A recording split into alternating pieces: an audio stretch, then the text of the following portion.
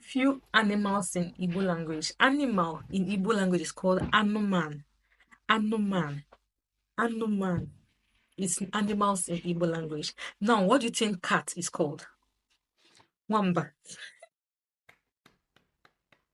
Wamba, cat. Wamba, cat.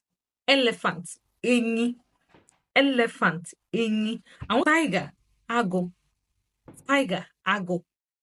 Mosquito, anwụnta. Mosquito, anwụnta. Mosquito, anwụnta. Frog, mbara.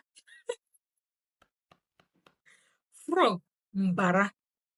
Ezi, pig. So let me tell you, as a learning Igbo, somebody tells you Igbo easy, just know you're very dirty. Like Igbo easy, you're very dirty. So pig, easy. Sheep, atoro. If somebody tells you this girl is behaving like atoro, this girl is behaving like atoro, just know the person has insulted you. Like you're behaving as someone that the sense is not arranged. Yeah, you're behaving scatter. That is what it means, simple and short. Sheep, atoro. Sheep, atoro. Horse, ịnyịnya. Horse, ịnyịnya. Horse, ịnyịnya. Okay?